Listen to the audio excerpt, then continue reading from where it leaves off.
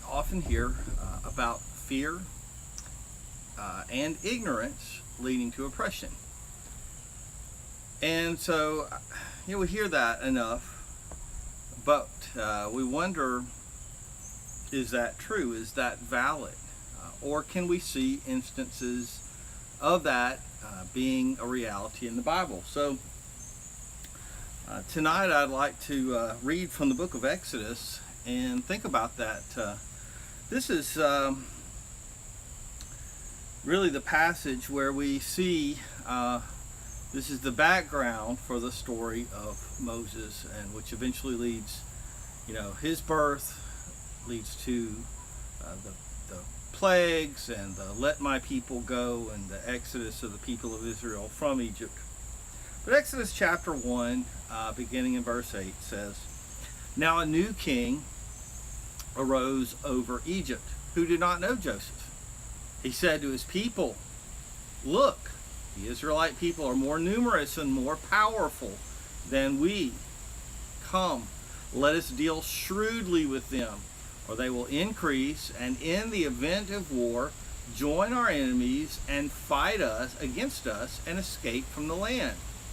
Therefore they set taskmasters over them to oppress them with forced labor. They built cities, Pithom and Ramses for Pharaoh, but the more they were oppressed, the more they multiplied and spread, so that the Egyptians came to dread the Israelites. The Egyptians became ruthless in imposing tasks on the Israelites and made their lives bitter with hard service in mortar and brick and in every kind of field labor. They were ruthless in all of the tasks that were imposed on them." What's interesting when you read this passage is there is not a hint of any sort of unrest in the country. There's not a civil war that's been going on. The Israelites have not been behaving badly. They haven't been causing problems. They've been living there for hundreds of years now. And they've incorporated into society. After we know the story of Joseph, it comes in the book of Genesis, and he blesses the nation of the nation of Egypt. And when he does, his whole family moves down there with him, and so the nation of Israel grows within Egypt. It is a nation within a nation. And really we see here a jealousy.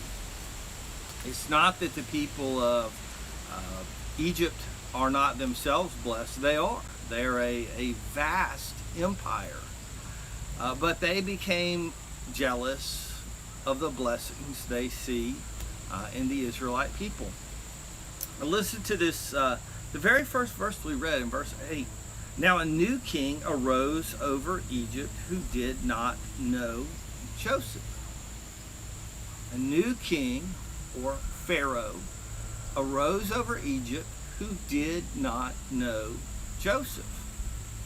That's a textbook definition of ignorance. This man did not know the history of his own country.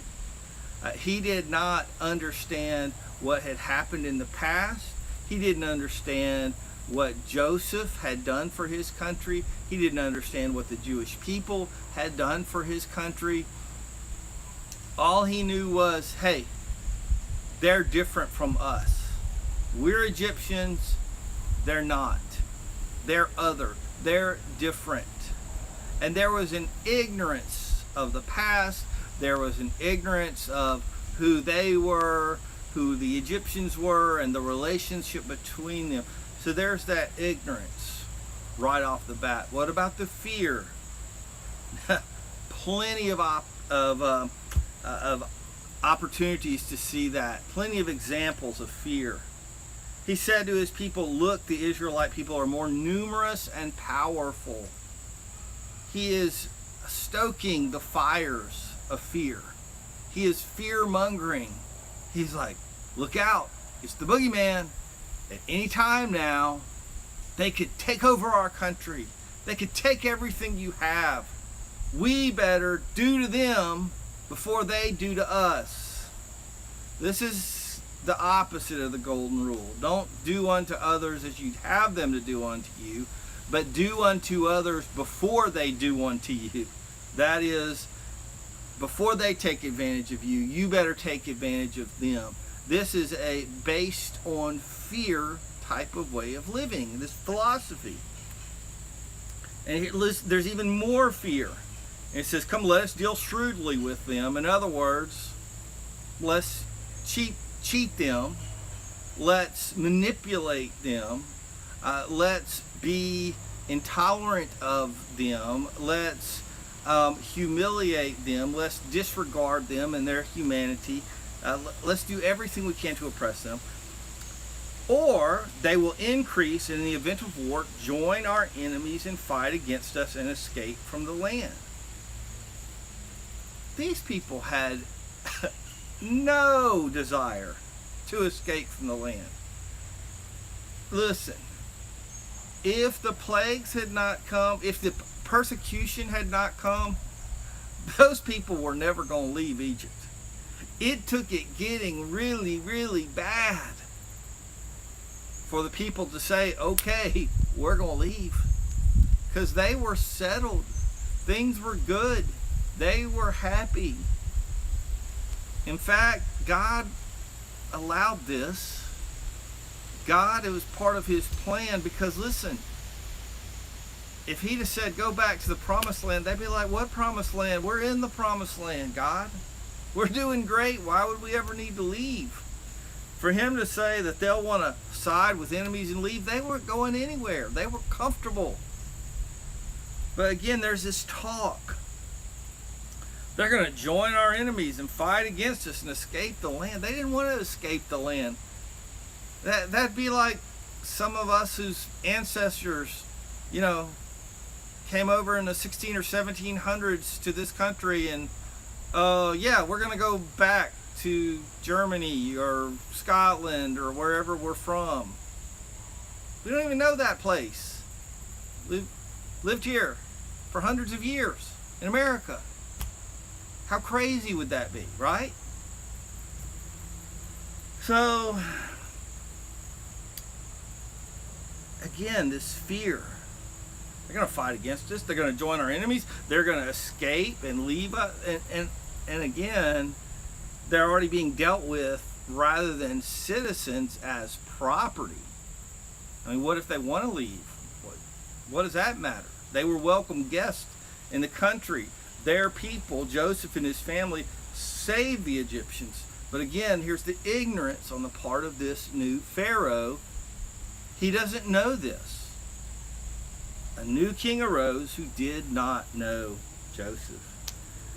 And they just began to oppress and manipulate the people of Israel, and they put their thumb on them. And the more downtrodden they become, you know what? God just blesses them. They suffer, yeah, but just guess what? God just blesses them with children, and they begin to multiply and become an even greater nation.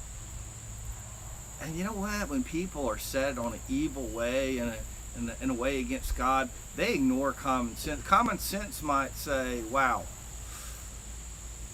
maybe this policy is not so smart. Maybe we ought to think of backing off, right? No.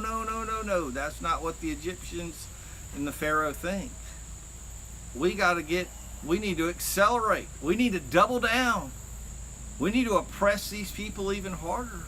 And the Bible says that they dreaded and feared even more. They become to dread the Israelite people.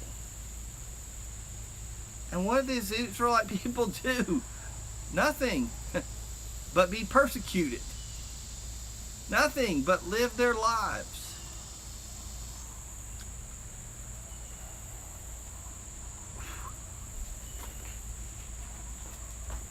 We need to be careful with our words. we need to be careful about how we tend to stereotype other people, other groups, how we talk. You know, in our world, the language we use about people, we're very careless. We get, maybe not face to face, you know, we're a little bit more cautious then, but I'm talking about online, things we post on social media and things we do online. So often people talk really big without even thinking about what they're saying and who it affects and who it harms. But there's real world consequences when we diminish people with our words and when we attack their humanity. And so I want to encourage you to be very careful as a Christian that you're on the side of what's right and what's true and what's God's side, and that is the side that acknowledges that all human beings are created in the image of God, and we all have value and worth in God's sight. And so any type of thinking, any type of speech, any type of philosophy or ideology that dehumanizes people, that makes them less than, that takes away from their humanity, is sinful and evil and wrong.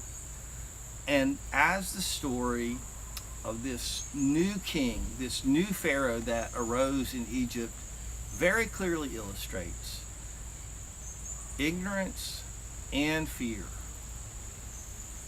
can and very often does lead to oppression. And we need to be careful. We need to watch out for that happening, and especially that it does not happen, that it's not happening in and through us toward others. God bless you, and I hope you have a good night.